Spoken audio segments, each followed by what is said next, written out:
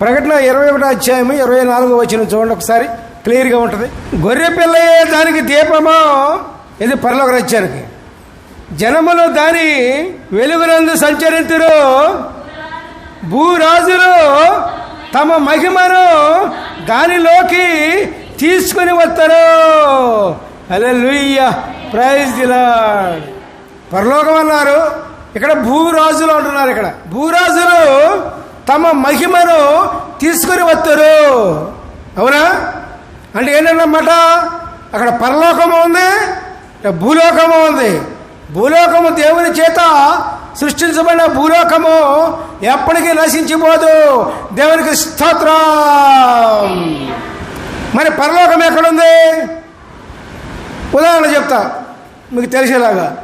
ధర్మశాస్త్రం ఎక్కడ స్థాపించబడింది? ధర్మశాస్త్రం, మోషే ధర్మశాస్త్రం ఎక్కడ ఇచ్చారు తెలుసా? పర్వతం మీద ఇచ్చారు. ఎక్కడ? ఏ పర్వతం? నేనేం చేయాలి? నేను మైకి మొత్తం చర్చి వెళ్ళిపెట్టి పారిపోవాలి? చెప్పండి.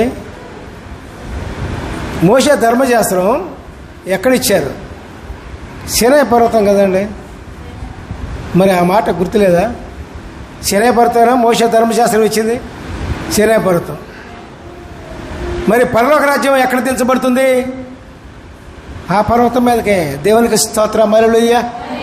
మోషే ధర్మశాస్త్రం ఎక్కడ ఇచ్చారో అదే పర్వతం మీద పరలోక రాజ్యము దించబడుతుంది.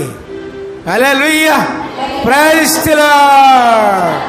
అప్పుడు పరలోక రాజ్యం అక్కడ చూస్తూ ఉంటాం. భూలోకంలో ప్రజలందరూ కూడా చూస్తూ ఉంటారు. సినాయి పర్వతం ఇజ్రాయెల్ ఎక్కడుందనుకున్నారు?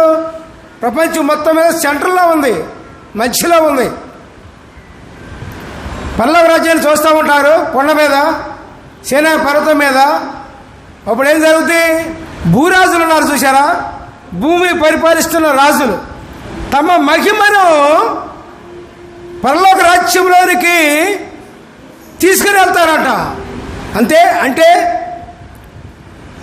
ఈ లోకపు రాజులు, భూరాజులు, భూమిని పరిపాలిస్తున్న రాజులు దేవునితో సంబంధం కలిగించి ఉంటారు. దేవునితో సంబంధం కలిగి ఉంటారు. ఇంకా జనాలు మారు మనసు పొందని జనము ఏం చేస్తారు? ఆ పరలోక రాజ్యాన్ని చూసి వీళ్ళు మార్పు చెందుతారనే ఉద్దేశంతో పరలోక రాజ్యాన్ని సినాయి పర్వతం మీద దేవుడు దించుతారండి. హల్లెలూయా. అది మనకు కనిపిస్తూ ఉంటుంది.